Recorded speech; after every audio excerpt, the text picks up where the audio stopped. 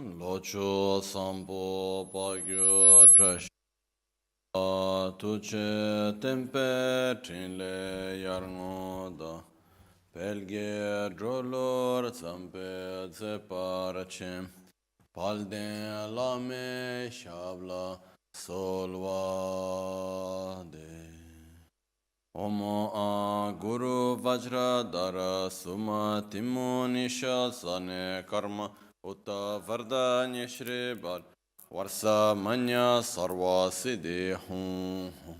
Om a guru vajra dara suma timu nisha sane karma uta varda nyeshri bar varsa manya sarva siddhi hum. Om Guru Vajradhar Suma Timu Nisha Sane Karma Uta Vardanya Shri Bar Varsa Manya Sarva Siddhi Hum. Om Guru Vajradhar Suma Timu Nisha Sane Karma Uta Vardanya Shri Bar Varsa Manya Sarva Siddhi Hum. Om Guru Vajrada Nisha Sane Karma Uta Vardanya Shri Bhadra Varsa Manya Sarva Siddhi Hum. Om Guru Vajradhara Suma Timu Nisha Sane Karma Uta Vardanya Shri Bhadra Varsa Manya Sarva Siddhi Hum. Om Guru Vajradhara Suma Timu Nisha Sane Karma Uta Vardanya Shri Bhadra Varsa Manya Sarva Siddhi Hum. Om Guru Vajradhara Suma Timu Nisha Sane Karma Uta Vardanya Shri Bhadra Varsa Manya Sarva Om Guru Vajradhara Suma Timu Nisha Sane Karma Uta Vardanya Shri Bhadra Varsa Manya Sarva Siddhi Hum. Om Guru Vajradhara Suma Timu Nisha Sane Karma Uta Vardanya Shri Bhadra Varsa Manya Sarva Siddhi Hum. Om Guru Vajradhar Suma Timu Nisha Sane Karma Uta Vardanya Shri Bhadra Varsa Manya Sarva Siddhi Hum. Om Guru Vajradhara Suma Timu Uta Vardanya Shri Bhadra Varsa Manya Sarva Siddhi Hum. Dagi Jetsun Lama Tuje Che Nyamda Dala Tuje Sikso So Gebe Shesan Dala Tendu So Oyon Sunge Nawa Tsedu So Tsechi Ningne Sowa Debe Tse Dechen Korlo Visu Lekshune Ila Sampe Dede Malupa Geme Lunge Drupra Jingelo Sonyi Sodan Digdun Shakpe Tse Dunge Namke Yinso Lekshune Labchen Sonyi Yonso Zopa Dan Chera Nyedun Chamra Jingelo Chancho Parge Jinsen Tukun Tu Nyu Peme Siudru Lekshune Chanchu Drube Gegen Kunshishi Tunken Dela Drupra Jingel Dagi Lona Chola Chokpa Dan Chemi Samjur Ngemba Shiwa Dan Chodan Tumbe Dudun Malupa Beme Lungi Drupra Jingelo Dorna Tene Tsira Tamche Dan Techi Pardu Negav Tamche Tu Rese Kyamne Lama Keleme Tukche Chingi Dala Sikso So Gongyab Drewe Nyamda Dachala Chetsun Lame Tuje Rabgongne Kodan Sunge Nawa Drame Tu Nyamsu Nyongwe Kesan Tobrasho Kewa Kundu Yan Drame Chigi Pela Longche Chin Sadan Lamge Yunden Rabzon Dorje Change Koba Nyurutobo Sho Pakyuke Kodan Dagi Lu Pakyuke Sundan Dagi Nga Pakyuke Tukdan Dagi ten yerme chiktu chingi lo, ma kyuke kudan dagi lo, ma kyuke sundan dagi nga, ma kyuke tukdan dagi yi, ten yerme chiktu chingi lo.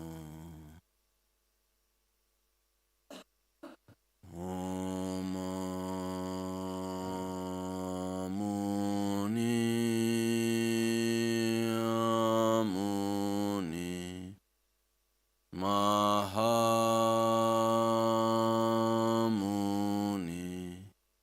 Shakyamunye Swaha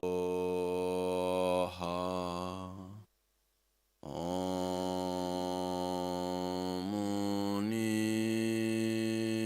Amuni Mahamuni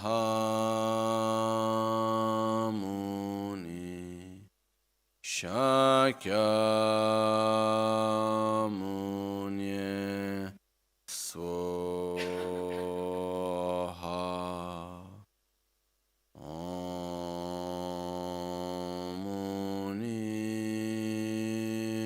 Amuni Mahamuni Shakyamunye Swaha.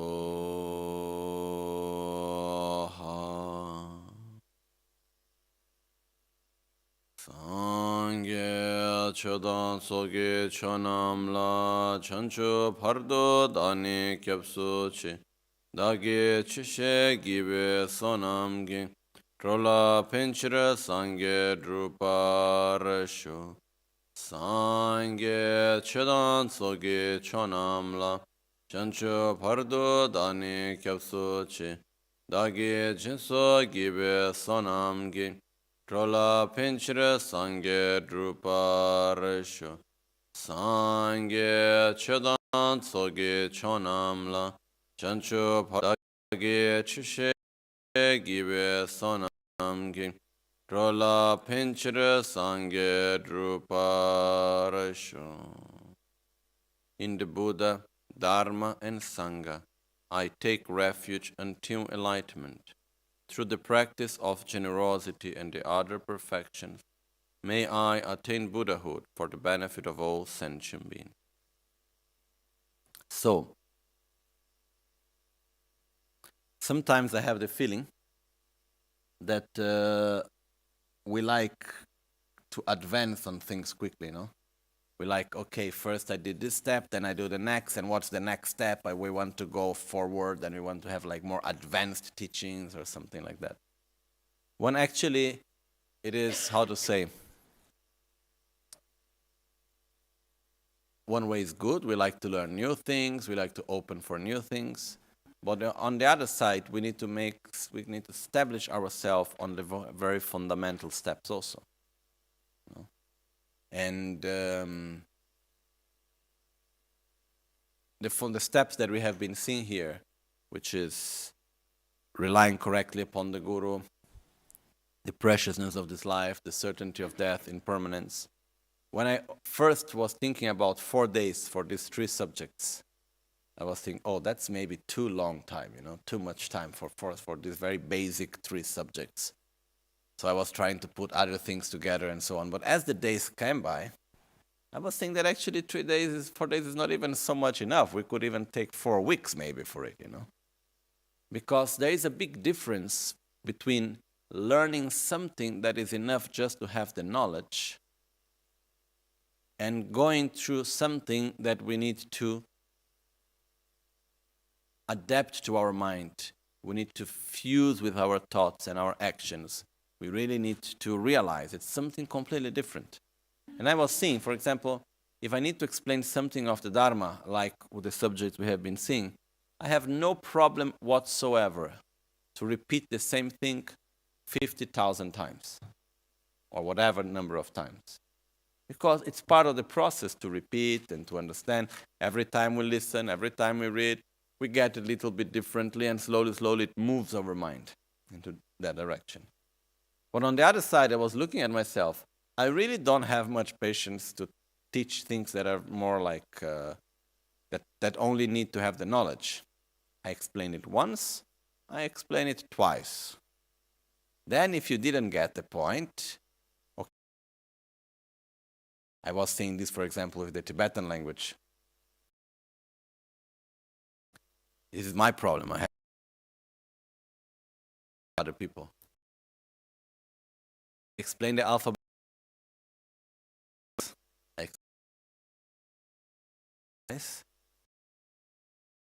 Times, now you need to study it. I'm not going to stay there studying it with you for I don't know how long. It's just this is my own problem. This is my own limitation. But I was seeing that with the Dharma is something completely different. And there are points that we need to repeat again and again because we need gradually to integrate it to our own life. And it's not so obvious. It's simple subjects, but not so obvious for us really to integrate. And these three subjects that we have been seeing, which is how to rely correctly upon the Guru, which is to develop this deep state of faith and trust and connection with the holy beings through our Guru. This is so important. Then on top of that, to have the joy of the life and opportunity that we have, to feel privileged, to recognize the preciousness of this opportunity that we have here, to develop this, together with that, to have the realization of our own mortality and to feel, yes, this life is not going to last forever, I need to do the best as I can at every moment. This is something so important. It's like this is a very strong basis to do so much after. If we have these 3 points strong, then we can realize so much on our path. So, and like Pabongkha Rinpoche was saying, when you do something, when you feel that when you're losing time in your life, it's like if you're throwing away a big bag of gold in the river, no? This doesn't mean that we cannot have fun. This doesn't mean that we cannot relax, no? For example, I was remembering one of my teachers, Genlakpala, Geshe Tenzin Wanda. He was a person that, he was really practicing hard, I think. He would wake up every day at 3 o'clock to make at least 3 hours of practice. He would do the practice again in the evening. He would work the whole day for the monastery with full dedication. He would have a life that was coherent with the principles that he believed. He was really living a meaningful life in this way, helping others around in all the ways. But there were moments that he would really relax. Like, I remember maybe one of the only times that I really enjoyed looking at a soccer game. It was with him in a hotel in Bangalore. I think it was during World Cup whatsoever, I don't remember precisely. And we were in this little room in this hotel nearby the train station in Bangalore. And there was the game, and he got so enthusiastic with the game. And then I just let myself be taken by his enthusiasm, It was so nice. Or other moments when it was the Tuesday in the monastery. Tuesday was like Sunday. We had a free day, which was on Tuesday, which was a very nice moment. And on Tuesdays, he would like to play one game called Crimboard, which is a board like 1 meter by 1 meter, and with some sort of, I don't know, some flat round pieces, and then you need to throw them into the holes and so on. Anyhow, very nice game. I liked it very much, and he loved it also. So sometimes we stay like half a day playing that together, And we had a lot of fun. And other people would come and we would play together. So he was very relaxed, and he loved making jokes, and was a very happy person, no? I'm saying this because maybe we have the tendency to say, oh, my life is too precious and I cannot throw away. Then we stop. Oh, I like one day to watch a movie. No, I cannot. This is like throwing a big bag of gold on the river. Let me go and do my practice. Sure, we need to do our practice every day. But in the meantime, if we like to have some relax a little bit or do something that we enjoy, there is no problem on that. It's just like the point is to use our life in a meaningful way. And in between of that, if we need to have some relaxing and enjoy ourselves in one way or another, that's okay. The important thing is not to become slaves of these things. It's not to create dependence with it. It's not to be always there needing to do it and wanting to do it. And there I am in my meditation place and I'm thinking about my fun or whatever I need to do, then we have a problem. So the point is that these three things, if we really go through them in a very, deep way, it will give us such a good basis for the whole rest of the path. That is very, very important. Okay? So I think 3 days, 4 days are good, but we could even stay 4 weeks talking about this and reflecting upon it again and again. Okay? So now let's go back to the text, as very kindly Pabongkha Rinpoche guides us. Mitak penyoa deljur gi norbu ranglak deljur gi norbu ranglak yotu sabkos mi yotu temor ölambatar kem tsam shik dene drores drompo tsong tusu zomnes kerembadan ras shiga milak madreba kongken sanglen gos kong kepsan lengos norbu mila mashorwa kong godo drugos deljur chiwe machum kong tsundru tsumgo tetar machena deljur dila rangi taktu wangjar mebar miringwar tordu gyures shurgyure chigyure dos 태양 치월 닝에 남실라 녜바니 메 치두 쳐마도 셴 관계감이 페 치월 녜베 김진 숨레스 치다 녜바 온라스 치겐 관계감 독도 메바니 상게 dorjetabu ku 녜바 양 밀로 게추 슈그네스 타르셰크 드라촌바 치메두지 코바 녜바 남캉 타르셰 몽갈기 부기 쿠르 담투 kuilu damtu tar chomne sheks sharipu tropo chiwa sem manuba nguntu she pakpa drupchung talkyo shene shes teshintu drachompa tita shingne ngapkya le mala thetani tadani chikyang mala chikyang masho ludu lo drugya shukyang mapemba tadame Tome lo sumga shukya ma pemba tadame. Shiwa tso lo gubga shukya ma pemba tadame. Pendrida nam shuktu she tso tsum sumgi temba kyang tada pendrida chikya mes. Drupto nam drupta ngo tsar che mangto tenchis. Jung shila rawang gyuryans. Mi takpala drupta ma tembar tarshe. Chögya nam ngadang dang wangdang dang tsenyang tamar tedar gyur dorna ngu gyalun pangor kedrub lalob suchi kyang ma shukpa tenyang chiwa mitaba wantu songwa yins teta yang tete yang gyalun pangor kedrub lalob chimbol lingi kemba tenam chikyang midus rangi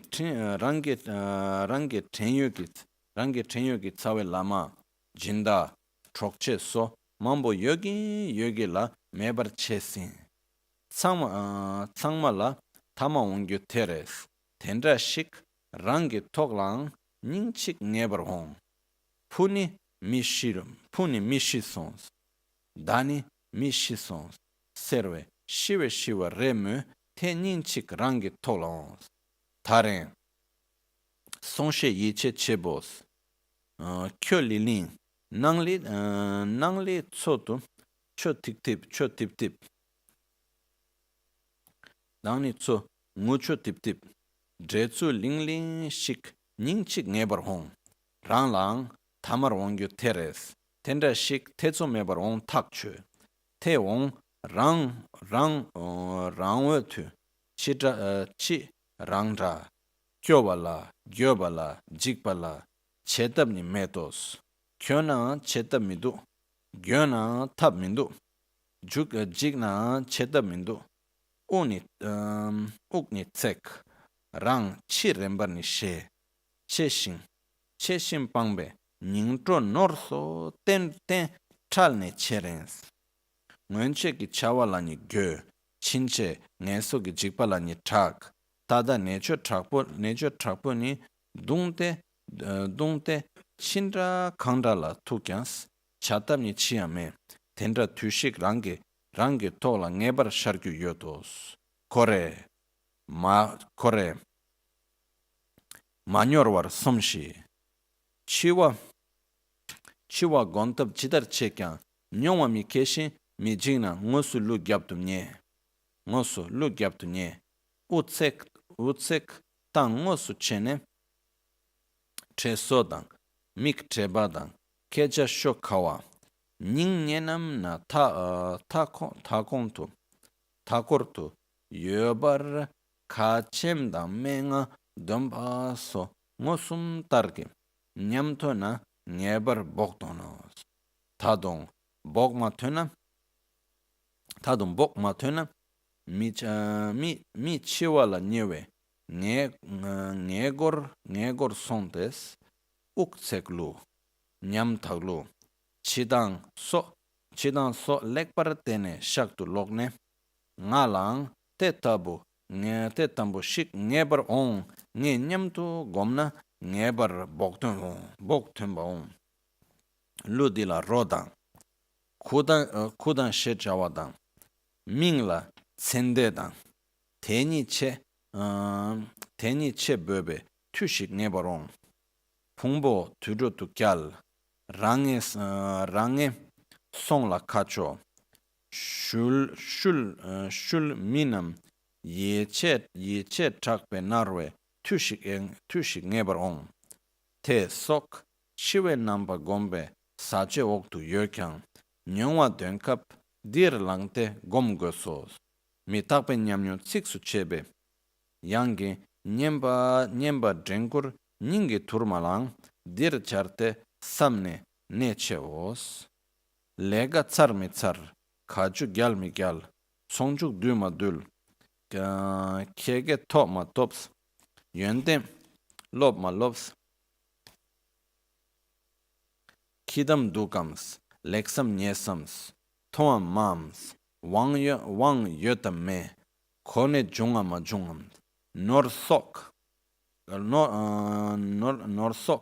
nor sokam mi sokams tamche gi jungo mi takpe gyabon trashi mi takpe choyong te tusu kyang chegyu meto te tule kyowa te tule jikpale te tule kawa te tule dukpa ongyu meba shik yoba terang toktu ngebar ons chawa kidu tange tabduk tenra shi onge tak cheba tela pembe tabshi chegyu parsha remba tsanya me chengyu parsha te dra shik miyongas nyampe dokpa samyang mi charwa di lemba mina kain nyomba mina kain dile lakpe lemba da nyomba kangu tadu nawa kido cheba la lemba da nyongwe tardu yimba takres tetu pembe tabshik tadane chegyu drenpa tar chena chebo te ins chungbo te ins pagobo te inos di yin chida ngeba rongwe saje kong ins. So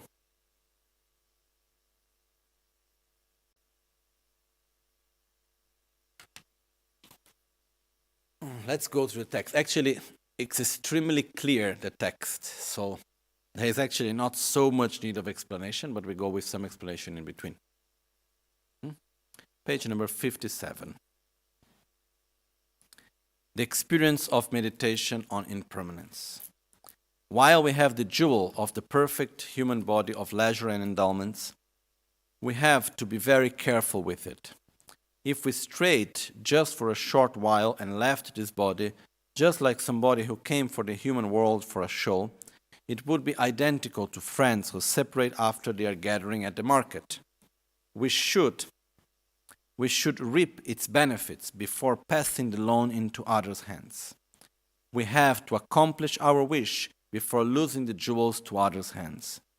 As the perfect human body of leisures and endowments will die or cease, we have to put effort in taking advantage of it before it perishes. If we do not do like that, we, without having any steady control over it, will have to give it up without delay. We will have to throw it away. We will have to die. Furthermore, death is certain. The time of death is uncertain. And when dying, nothing other than the Dharma will help. There are the three reasons for each of these three. So first point is, we must understand, not conceptually, that we will die. And there is nothing wrong with that. There is nothing wrong with the fact of dying. It's the most natural thing that have ever happened to everyone that was born at a certain point. Okay? So we don't need to see that as a defeat, but just as a normal process of our own life. But even though we know it, we still live our life as if we were immortals within our own mortality. It's quite strange, but that's how we live very often, no? So we need really to induce ourselves into understanding, into feeling our own mortality as something of which we are certain. And I believe for any human being to be fully mature as a human being must have a non-conceptual experience of one's own mortality. And in this sense, it's important for us to understand and to feel and to say, okay, at a certain moment, this body will cease to function, will cease to exist, and there is nothing wrong with that. Okay? The problem is not to die. The problem is to live in a non-meaningful way, is to lose one's own life. That's the real problem. The problem is that we have a wonderful opportunity and we don't use this wonderful opportunity. That can be the real problem. So, it's divided into three parts: the certainty of death, the uncertainty of the moment of death, and the fact that the only thing that can help us in the moment of our death is the Dharma, nothing else. We can have thousands of friends, we can have the most stable economical situation, we can have the best doctors whatsoever. Internally, no one can help us other than our own spiritual practice. Okay? So, the three reasons of death being certain. First, the Lord of Death will certainly come and nothing can avert the conditions of death. The Lord of Death is a metaphor for death itself, okay? Even the Buddha Shakyamuni, who had obtained a Vajra-like body, passed away after living 80 human years. Buddha Shakyamuni, even though he was the Buddha, he reached enlightenment, he has the most perfect, subtle, and gross body from everything. At a certain point, he was 80, he passed away. Also the Arhats, which are the realized beings that have eliminated their own ignorance, realized beings, who attained the state of immortal nectar, passed away in the end. For example, Mudgalyana, who was one of the main disciples of Buddha, the one that is depicted on the two sides of Buddha. One is Mudgalyana, one is Shariputra. Mudgalyana had to pass away after his body was chopped up like reeds.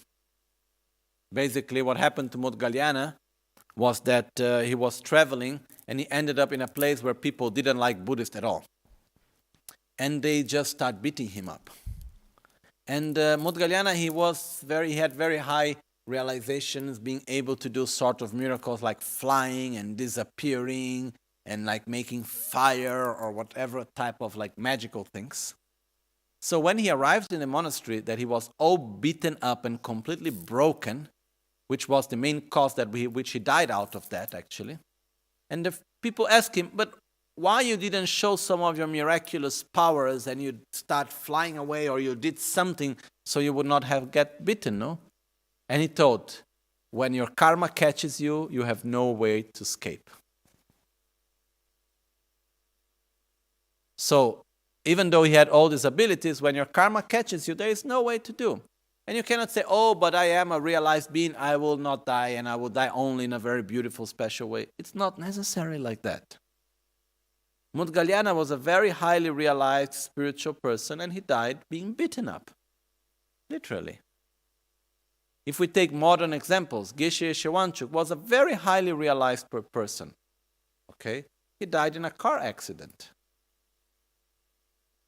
Dragon Rinpoche, very great master, he died with a sickness, with young age. Okay? So the point is that death will come for each and every one of us.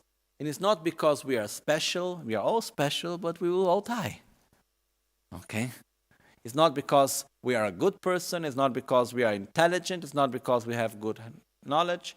We can look at all things like, it remembers me, there was one of these guys that was doing the television program of being with the most danger animals, like opening the mouth of the lion and being with the most really, really very, very, very dangerous situations. And he was making this program in TV about that. He was an Australian guy. And then one point, how did he die? He was swimming and came a very little fish, which is sharp, and went and stuck into his heart. And he died. And he did the most dangerous things that no one could ever do, and then finally he died because of this little small fish. When death comes, it comes. And it will come with a way or another, and that's not a problem. That's just how it will manifest. For one person it will manifest in one way, for another person it will manifest in another way, and there's nothing wrong with it. It's just how things are. In the moment that we are born, every instant that passes, every day, every minute, we are getting more and more near to our own death. Like this is for every one of us. And when it comes, it's not a defeat. The defeat is to live in a non-meaningful way. That's the defeat. But death itself is natural. Mudgalyana died like this. Shariputra, another great master, unable to bear the death of his friend passed away before him. Okay? Arya Vibhudatta, another arhat, passed away by consuming a pep of ashes. Likewise, tens of thousands of arhats passed away, and in the end, only 500 remained. And now, not even one of them is alive. As continues, although Nagarjuna lived for 600 years, it did not help. He is not here now. Asanga also lived for 300 years, but it did not help. He is not here now. Santarakshita lived for 900 years, but it did not help. He is not here. Here there is just one small brackets. Santarakshita is said that according to the Indian old biography, he lived 90 years. Then when they translated into the Tibetan version of the biography, they added a zero, and looks like the zero remained in the story for a long time, okay? Centuries after, there was an extra zero. But it doesn't matter. It doesn't matter how long someone may live. Sooner or later, they die. And there are many techniques for long life, and they are great in the past, especially still today, with pranayama, with different types of meditation. There are great people that can live very long. But even though we live very long, sooner or later, we need to die. And there is nothing wrong with it. That's part of life. So, the same will happen to us. Also, when the Panditas were living, even though they were the most knowledgeable people, they preserved the doctrine by explaining, debating, and composing, but none of them is alive now. The Mahasiddhas demonstrated many amazing signs of accomplishments, realizations. Although these Mahasiddhas had control over the four elements, could do magics and the most amazing things, in the end they passed away without showing any signs of power over accomplishments regarding impermanence. No? Rinpoche said many times, we can have power over the elements and many things, but we have no power over impermanence. When it comes, it comes. The Dharma kings in Tibet possessed power and influence quite securely, but they ultimately also came to at the same end. The great emperors, the people with most power and money and whatever thing we can ever imagine. It doesn't matter how much knowledge, it doesn't matter how much power, it doesn't matter what level of spiritual realization, it doesn't matter anything. Finally, we all need to die. And there's nothing wrong with that. In brief, the fact that none of the kings, ministers, subjects, entourage, scholars, adepts, or the gurus and disciples of the past are alive now is also due to their being under control of ignorance, of impermanence, not ignorance, okay? According to the Tibetan text here, is not being control of ignorance, but being control of impermanence. Even the kings, ministers, subjects, entourage, scholars, adepts, great gurus and disciples of the present day who fill the entire area we know will not live forever. Not even one of them will live forever. Our own root guru, the object of our memory, our benefactors, friends, brothers, and so forth, have become non-existent even while we have been with them. And as we were together with our friends, with our family, with our gurus, as we were together with them, many of them passed away. Okay, that's normal.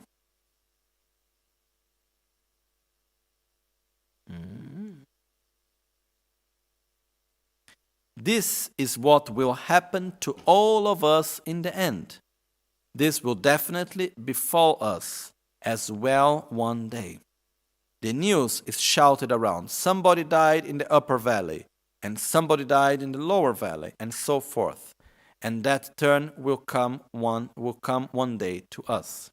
One day it will be the day that people will be sending around emails and Facebooks or whatever saying, oh, Lama Michel died or whatever, okay? This day will come.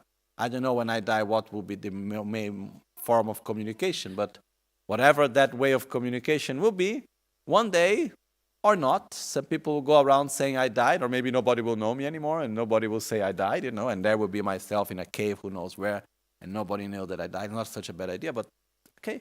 The fact is that this day will come for every one of us. There will definitely be a day when we say, he or she is now about to die, and the family around are in despair. They become sad, weep, and become busy around. This is also what will come to us in the end. This will definitely come to us without any doubt. When it happens, what can one do? What sadness, what regret, what fear. Yet nothing can be done at that point. Even if one is sad, there is nothing that can be done. There is nothing that can be done even if one is full of regret. There is nothing that can be done even if one is afraid. The breath becomes shorter. The moribund also knows that he or she is about to die. It is the time to leave forever the hard friends and material things that one cherishes and holds in esteem. One has regrets regarding past actions. One is terrorized by the fear of lower realms in the future. In the present, one is oppressed by intense turmoil, and it is totally hopeless. Yet there is nothing that can be done. Hey, there will be a day when such a moment will definitely befall us. Think about that without becoming crazy. Wake up. The day of your own death will come much sooner than what you expect. As is for me, as is for every one of us.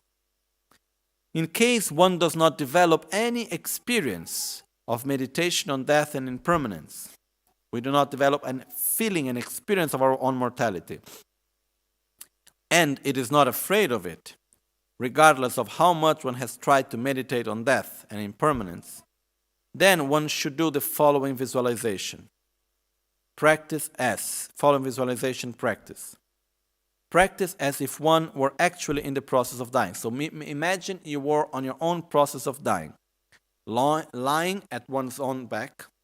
The breath becomes shorter, the voice becoming hoarse, having stretched eyes, experiencing difficulty of speech, being surrounded by beloved ones, leaving a testament, wailing, and so forth.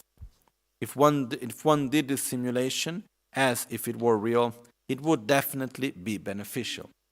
If we truly imagine our own death, like we really go there and we make an effort to truly go there and we go through the process and we imagine our own death in details and so on, some movement it should happen inside. Okay? If this is not helping still, if that brings no progress, go to the pillow of a moribund and observe how their breath becomes shorter, how they are miserable, the way they die, and so forth. Go nearby a person that is dying. Look to them, observe, be nearby someone that is dying. This will sure touch us. And if you go back to your room and meditate thinking, such a thing will definitely happen to me as well. You go to see a dead person, then you come back and you say, it will also happen to me, without any doubt. It will sure happen at some moment. There will definitely be some progress. There will definitely be a time when one's body will be called the corpse. So there will definitely be a time where our body will be called the corpse, or the holy corpse, you know. It depends. If we are a normal person treated by others, that's just a corpse. If we are a lama, whatever, people treat us with respect, oh, there is the holy body, the holy corpse. But we are always a corpse, okay? And we'll have the name the deceased one. A time when our body will be carried away to the cemetery, where one will look towards the lower realms. A time when the people left behind will be anguished due to deep depression. This is a series of meditation. There is a series of meditations on the aspects of death, such as those in the outlines that one follows. But when it is the moment to develop the experience of it, one can recall them already at the moment, and one should meditate on them. This is an explanation on the melodious versification of experience with regards to impermanence. Applying even such a spoonful of essential practice at this moment and thinking about it is of great significance. This makes making reference to one text that Pabongkha Rinpoche wrote also, which is called, as he calls here, melodious versifications of the experience with regards to impermanence, which remembers death. The point is that there is no doubt that we will die, but we need to bring this to our life with clarity. And it's important for us not to see death as something negative, not to see death as a, how to say in English, a defeat. Death is not a defeat. Death is the most natural thing that will happen to each and every one of us, and we have no idea when it will happen actually. Okay. And for example, I had few people that passed away that I really respected very much, and they were very important to me, and I cared for them. And in the first moment, it brings a lot of sadness. But after I was thinking, and say, why I feel so much sadness? Because this person brought so many good things to me. If it's someone that have harmed us and it was a negative person and so on, are we still so sad when the person dies? I don't think so. Someone could even be happy about that. The fact is that if I am sad, means this person gave me a lot. So let's rejoice about it. How good I could meet you. How good I could be with you. How fortunate I am that I had this precious opportunity. That now it's not there anymore, but how wonderful I had this opportunity. This makes me to remember, it reminds me of a friend that his name is Ngakchen Dharmabhadra. And he's a Lama living in India, from Tashlumpu in India. And one of his teachers passed away. And while his teacher was passing away, he was thereby together with him, helping during the practice and the meditation during the process of death. And it was a very peaceful and very good death, actually. But his teacher was a very, very joyful monk. Maybe some of you may remember in 95, when we were traveling with Rinpoche in India, one day we went to the Kanarigopa caves. And when we were coming back from the Kanarigopa caves, we were in this bus. In the end of the day, everybody was completely tired. And this old monk, he was so happy. He was dancing in the middle of the bus and singing in Tibetan and dancing in the middle of the passage in the middle of the bus. This is the monk that passed away. Anyhow, he was a very happy person. But he died exactly in the middle of in the very beginning of the week in the monastery, that is the week of holiday. It's the only week in the monastery, mostly. There are 2 weeks. The Losar time, but it's less. And then there is this week where the monks can play games and music, and they enjoy themselves in many ways. Like, it's a quite happy moment in the monastery normally. But the problem was that he died exactly in the beginning of this moment. And most of the monks are there waiting the whole year for this week to come. And then it came. And then the problem was that, according to the Tibetan culture, but it's the same thing in our culture also, how is seen to be making fun and so on when someone important died? It's not so good, right? Normally we have the whole process of, how to say in English, grief, no? Of grief, and wear black and cannot make songs and music joyfully. And there is this whole process of somehow needing to manifest one's own suffering and sadness because someone died. No? But he said before dying, he understood more or less he was dying during that days. And he said, I don't want anyone crying and being sad for my death. I want a big party to be made. Which was something very unconventional in the monastery, actually. So normally you don't see people going around crying, but you never see people making parties, actually. So what happened is that the day he died, they made a big puja in the morning. All the monks came and they made many prayers for him. And then they offered the money that he left. He said, don't use to make many ceremonies, use to make a big party. They made all the prayers. And then Ngakche Rinpoche followed his request, and he offered a big lunch for all the monks, like the best lunch they could ever get. And he made it was like a big party, and he said we should not stop They added every morning one prayer for him, but they did not stop this holiday period of this week. They continue with it, and he said, please continue, please enjoy. We rejoice for the life that he had and the opportunity we worked with him. So beautiful, no? To be able to rejoice for what we had and not a way of sadness. We need to rejoice for the good things. Because death is not a defeat. Death is part of life. It's part of what we have. In the moment we are born, sooner than later we will die.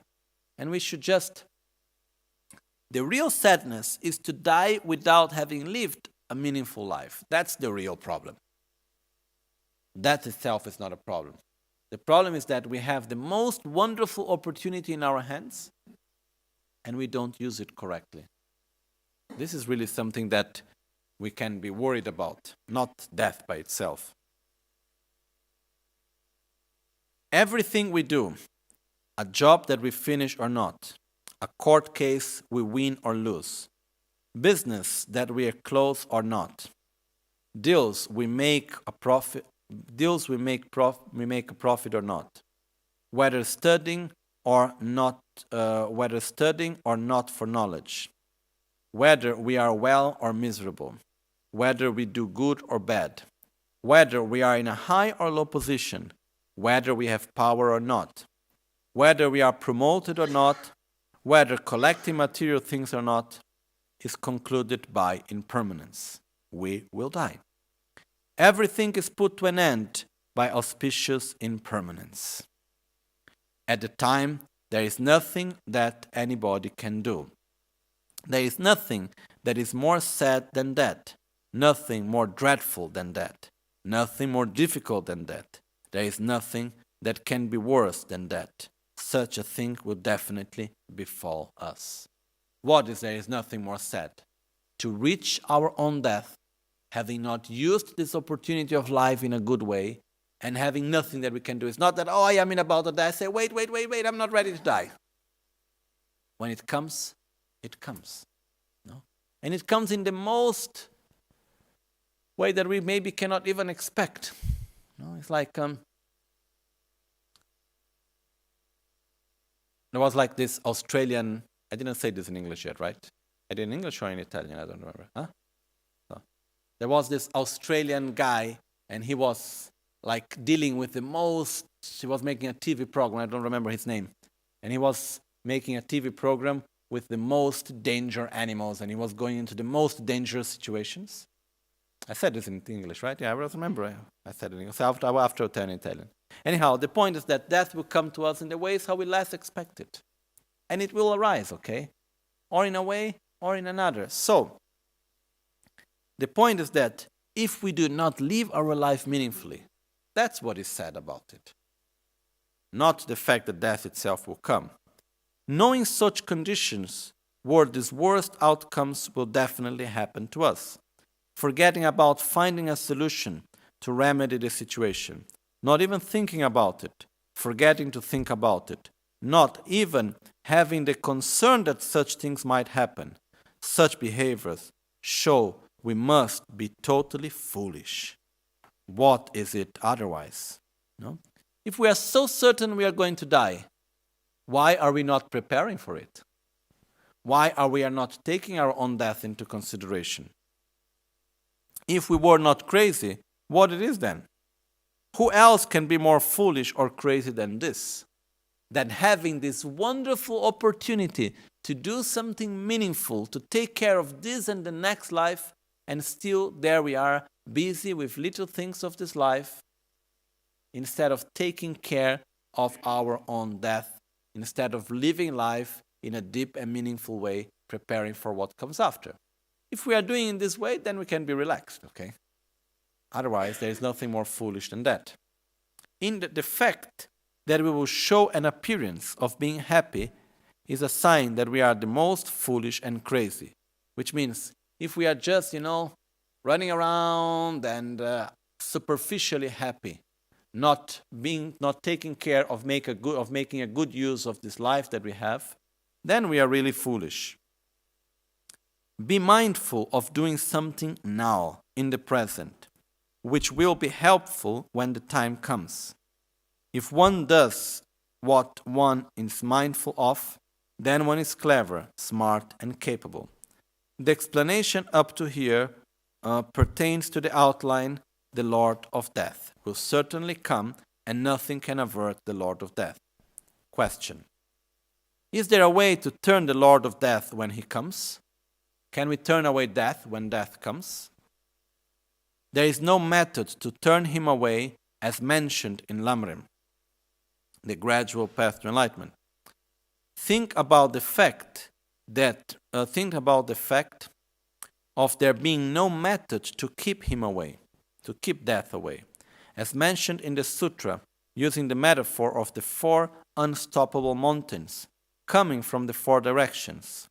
That is the moment to recall the phrase, "A hill that is falling down cannot be held up by a rope." If the hill is falling down, can we keep it far with a rope? No. The hill will just fall down. When death comes, it will come. There is nothing that we can do about it.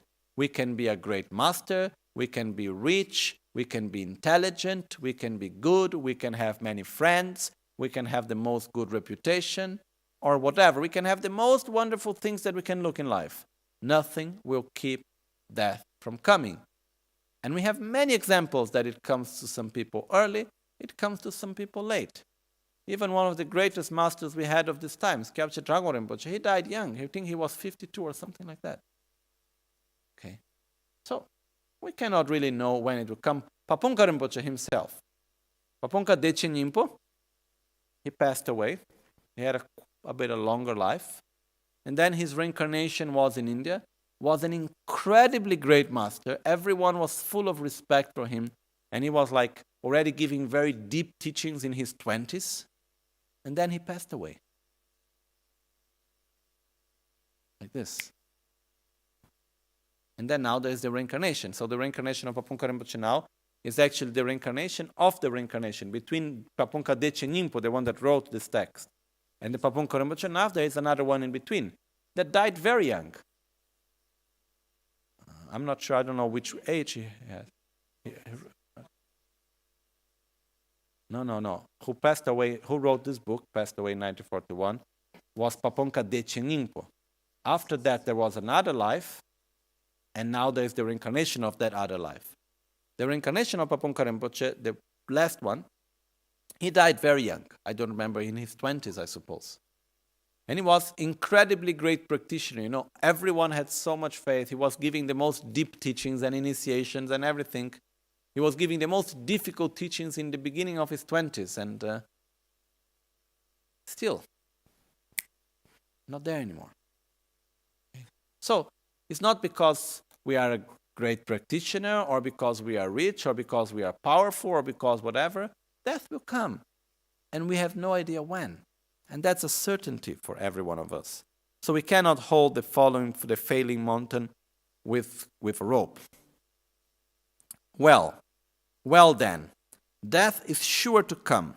But if there isn't any method to stop it, we really have nothing to do. What a burden. What can be done? There is something we can do. Although there is no method to keep death away, there is a solution for us not to be frightened at the time. If asked what that solution is, it is to practice the holy Dharma. If one has practiced a true Dharma, this will definitely help at that time. This will be the only thing which will be beneficial. It is like the proverb that says, an excellent Dharma practitioner will escape death.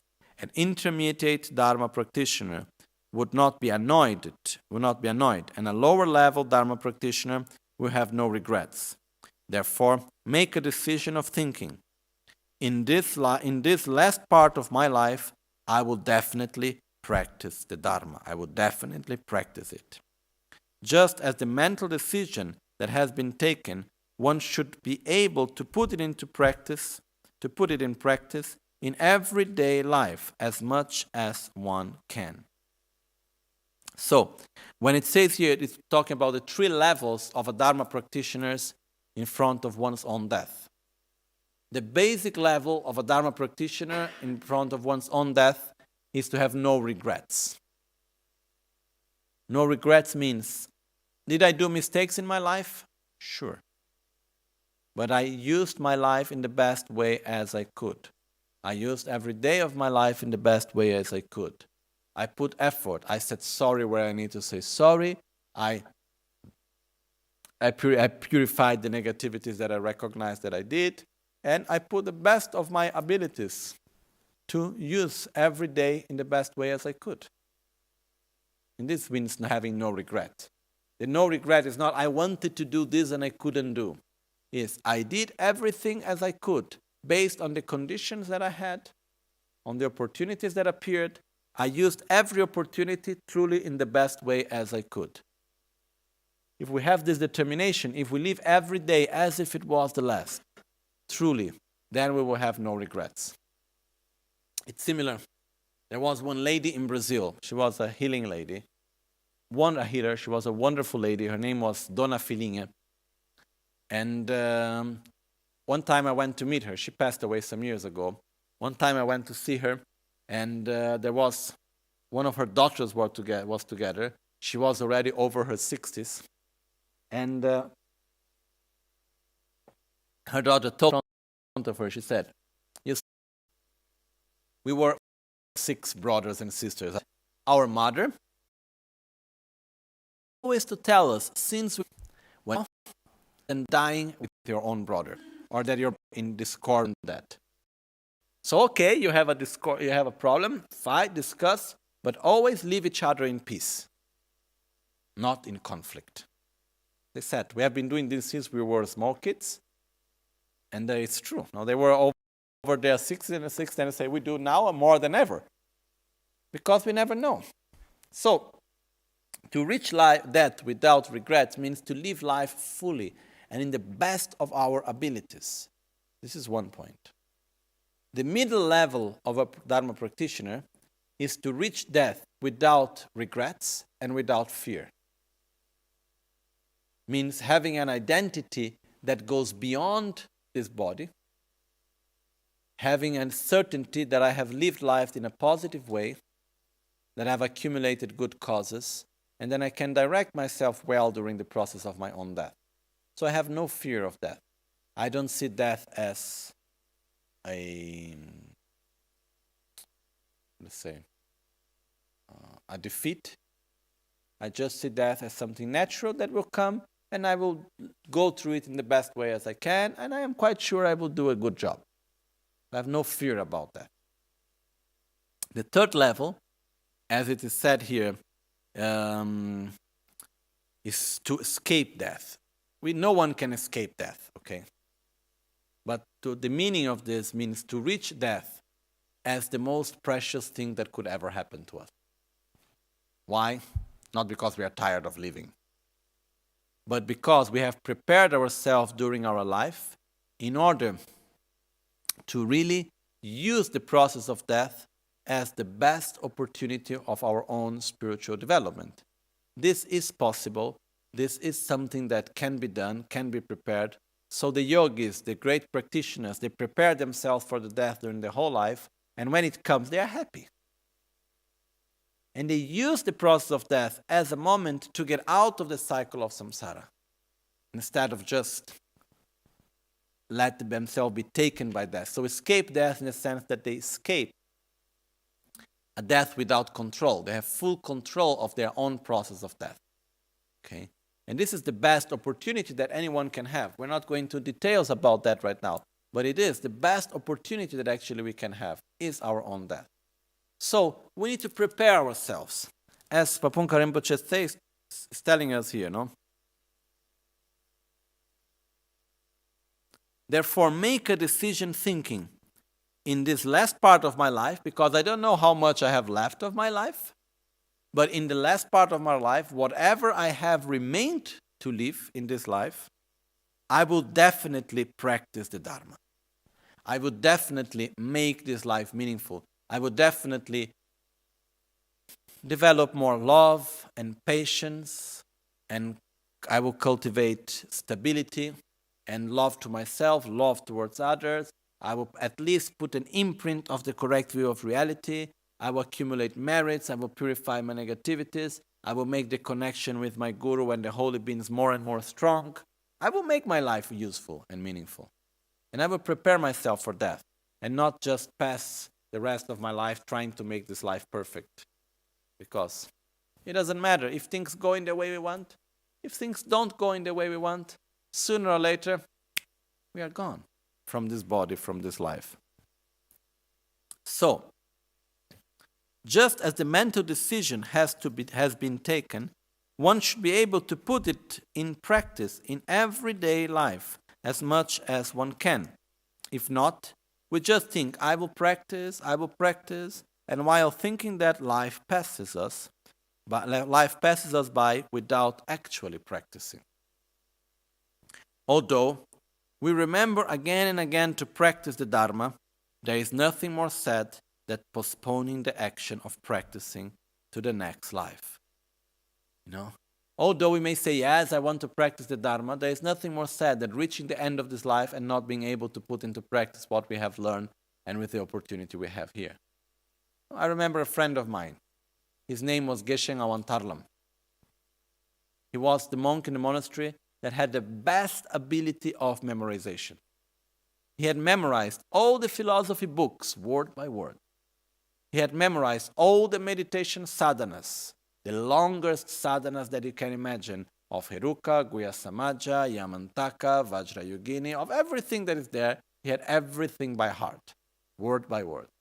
And he always said, I want to make a long retreat. I want to go into retreat. I want to practice well what I have learned. But he was always busy with one thing, with another thing.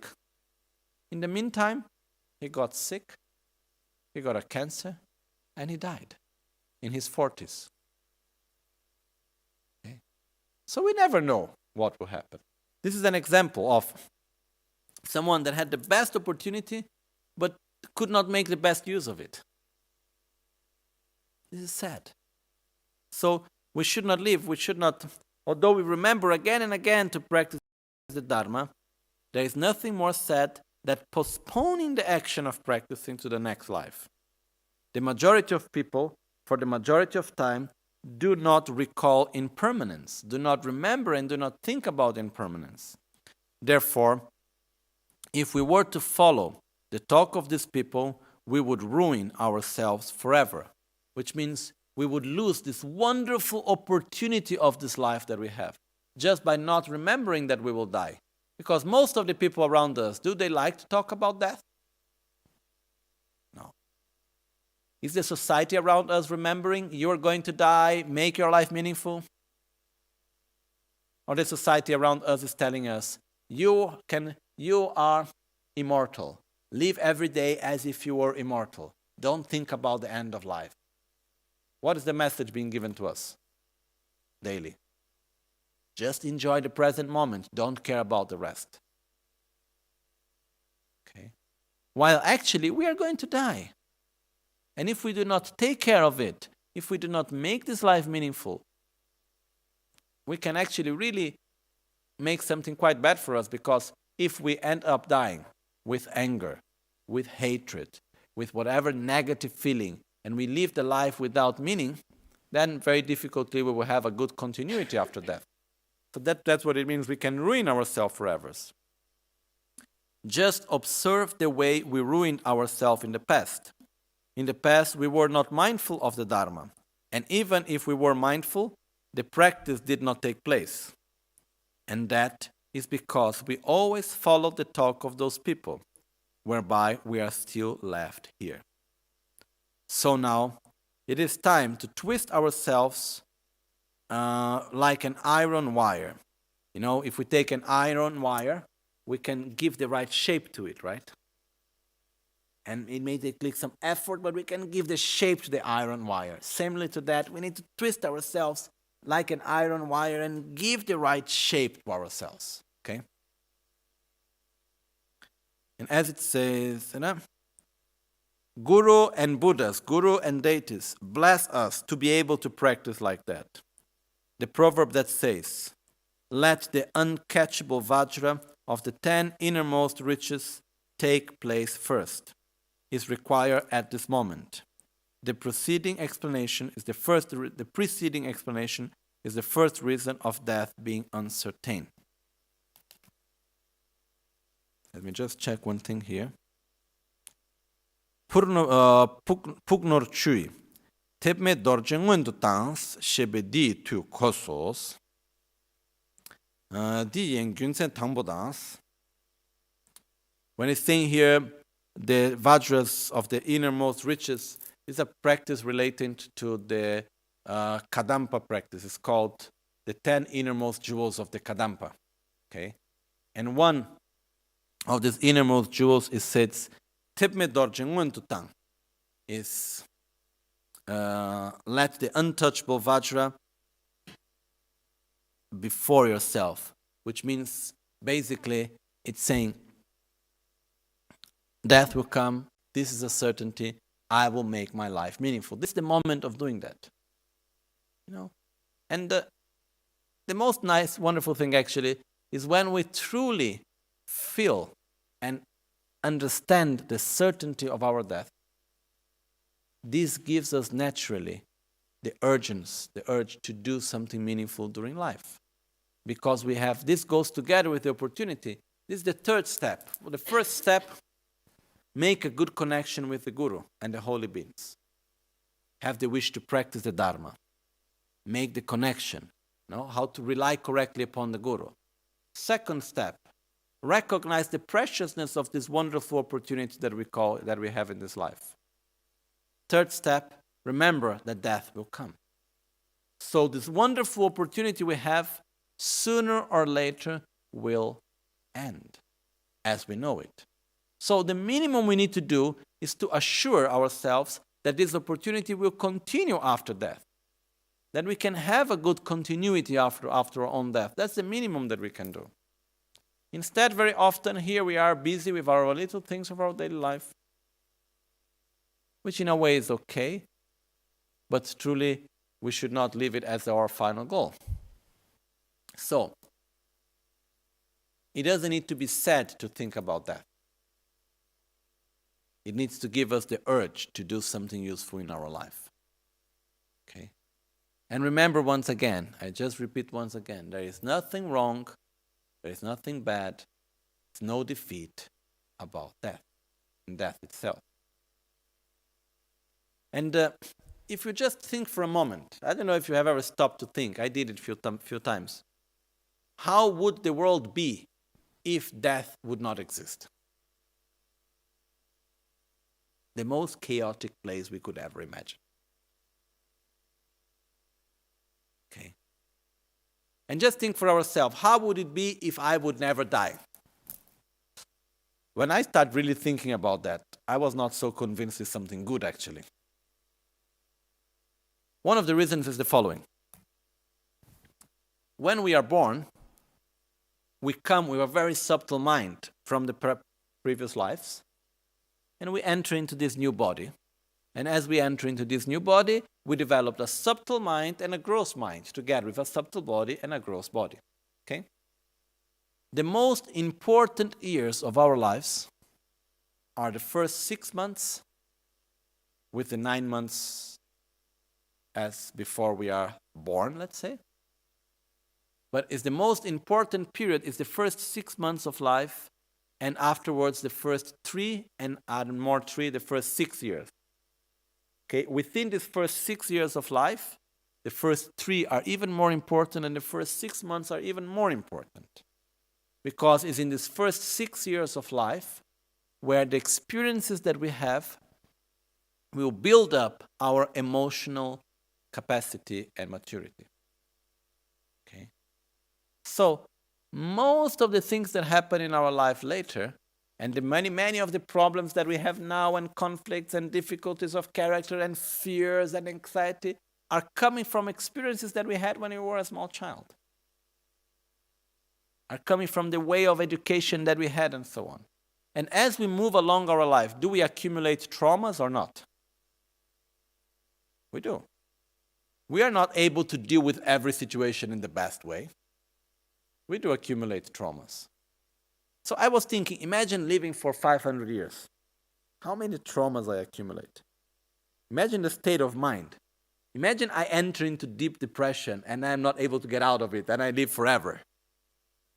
Imagine I go into a state of craziness and then I'm there forever and I have a very infinite sort of life.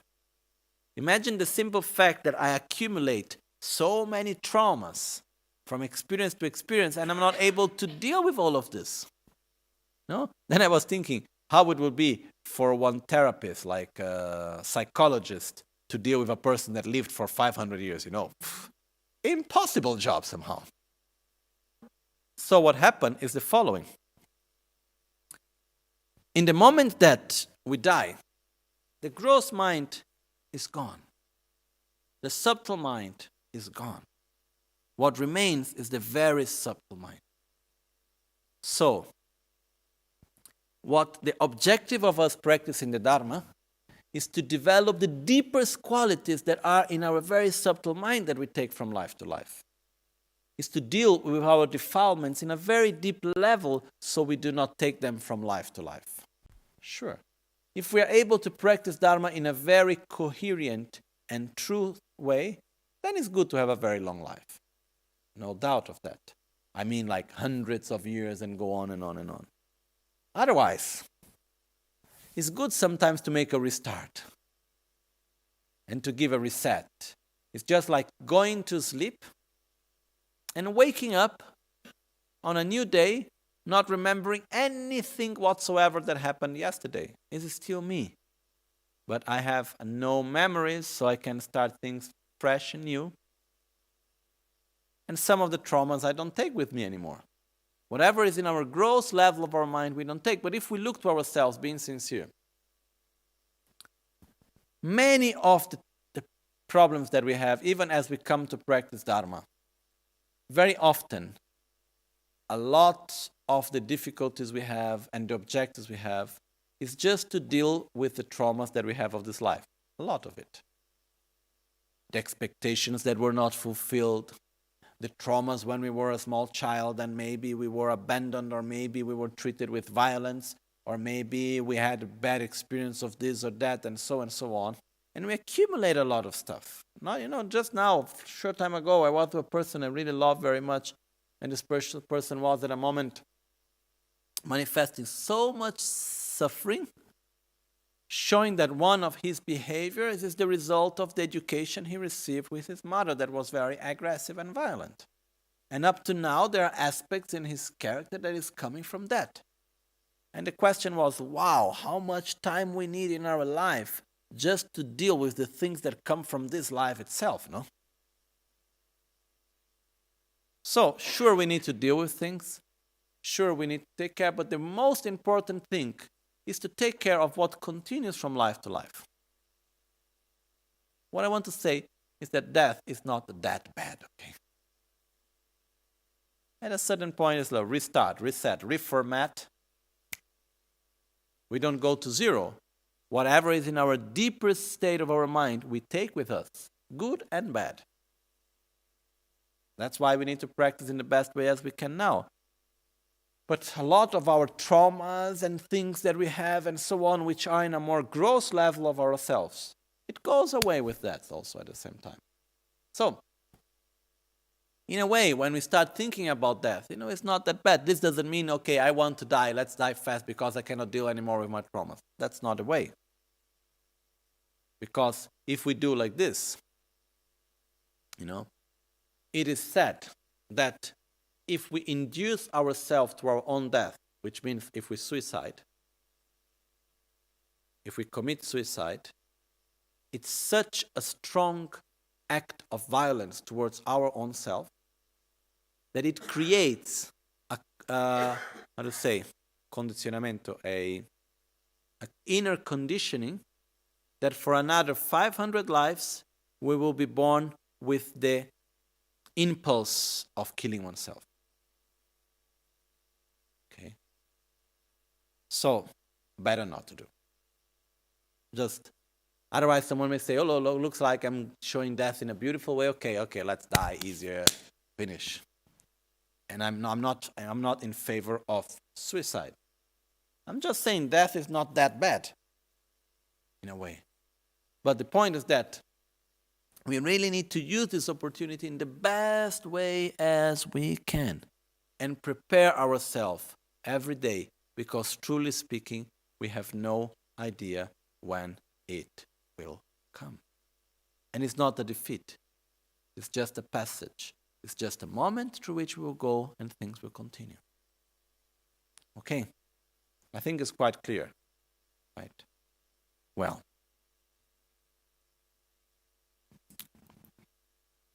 Dine gyunsen niba.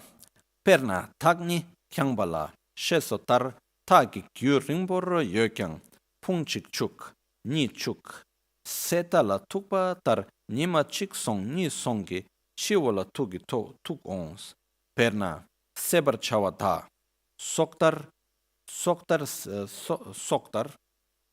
seche komba chik torni torgi sösar lebatar rangre nima chik song ni song chida gi sösar tipki leb ongo rangre tsangma chida shinje soba la tak cheba shata yinos sheluktar ninchik sögyu redos shelu rila sasa chutong chene nyam gaga tar nekyans tamar sögyu samna dewe kokap me teshintu raya tade kindo taldo chardo godo trungdo zindo chekyang ninchik chidagi sösar chugyu redos tada dewe kokap tendra dukams. Sheluk shembe laktu teba shintus ranre chida shinje laktu teba inos. Chida ki ka nangtu sung sumbala chewa nam depsam inos.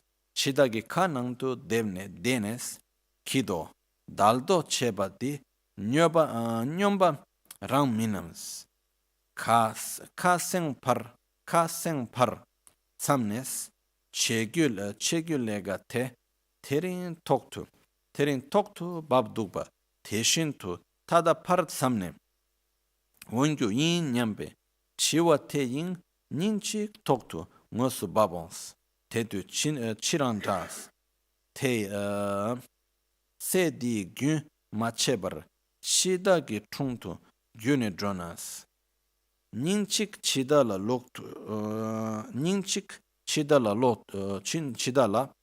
lotuk sheluk sombo serka tsamla shit sarwadan keme teshintu ranreyang sombo serka tsamres gyalcho kesan gyatso kene keche tsamshik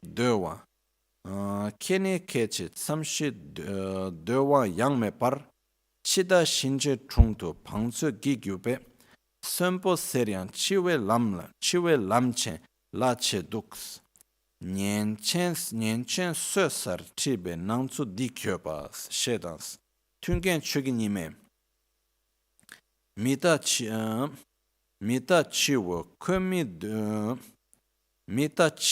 komi dötsur tsurons chiwe tse la tening shing parparnye ningchik lusem ni chalwe tushik ons shesumba taros tela dokta parsha chungse shul tapkya metos ningchik tendra wongwar ngena tetu pembe che shamashik tada ne chagos Tetara chenuba lama lagi jingilab to souls. Okay, just read this part, which is quite clear, very clear actually. From here on follows the second reason.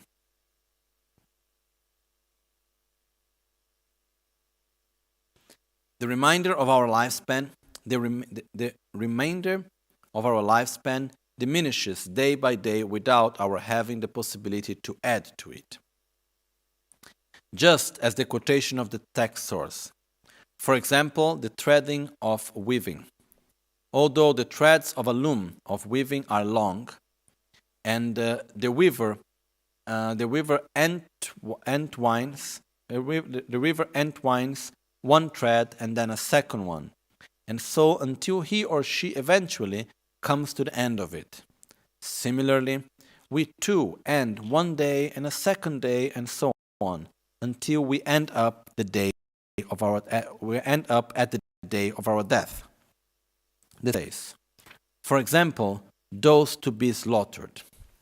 Having already taken the first step, take the second step and so on until they reach the place where they will be slaughtered. Similarly, we too one day will then we too end one day and then a second day, and suddenly we reach the place where the Lord of Death will kill us. It is certain that we all will be killed by Yama, the Lord of Death, exactly like sheep to be slaughtered who will be killed by a butcher. If the sheep to be slaughtered thought, although I eat grass on the hill, drink water, and live joyfully, I will be killed in the end, it would have no time for happiness.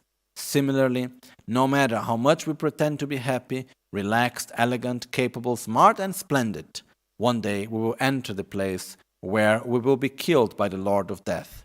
So, do we really have time to be as happy as we pretend?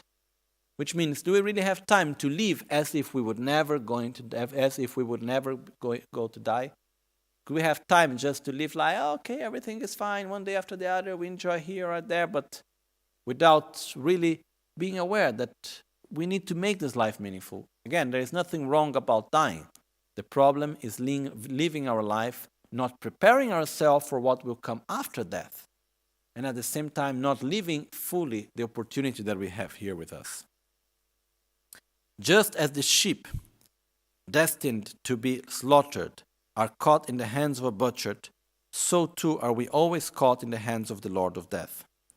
We are the prey caught in the mouth of the Lord of Death, and it's only a question of when he wants to bite us. So being caught in his mouth, aren't we really crazy to appear as happy and relaxed as we do? Just like a job we had previously planned to do and gets done after some time, eventually also the death that we believe will come after some time will truly befall on us one day. Befall us one day. What can be done at that time if, in this time, we run non-stop towards the presence of the Lord of Death? We will indeed encounter the Lord of Death one day. To say that a sheep to be slaughtered is alive is quite difficult. There is actually no difference from it being death. Likewise, it is also quite difficult to say we are alive, in the sense of being alive and being immortal, because the way how we feel we are alive is like if we would never need to die. It's quite difficult to say we are alive in that sense. Regarding this point, the Victor Kelsang Gyatso, the 7th Dalai Lama, said, "After being born, we run towards the Lord of Death, Yama, in a race without having the power to last even for an instant.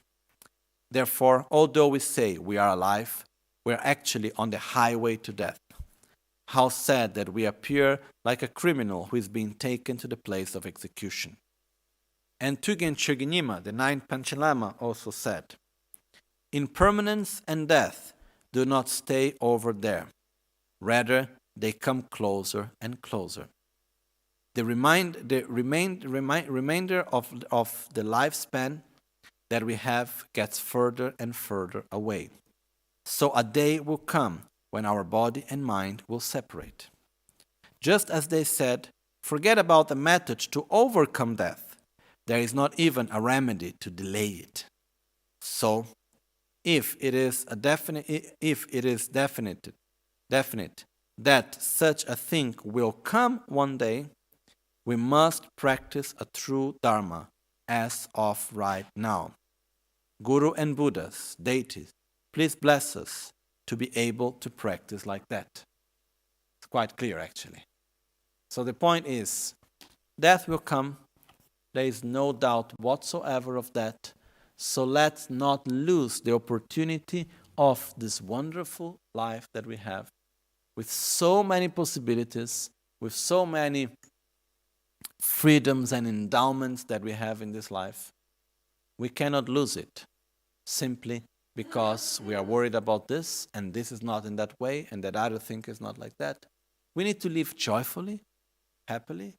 Doesn't mean we need to live in suffering, but making the Dharma. The most important thing truly is to train our mind to be stable, to develop our deeper qualities, to eliminate our negative, let's say, behaviors like such as anger and hatred and aversion or so on. Really, let's use the life in the best way as we can. And once again, death will come, and we have no true idea when that will be. And there's nothing wrong with that. The problem is as we pass one day after the other, as if nothing would ever happen, just living our life superficially. That's what we need to try to avoid. Okay, I think it's quite clear, right? So we stop here now for lunch, and we come back at 3:30. The next point is a sure death without having the time to practice Dharma even while being alive, which means death is sure.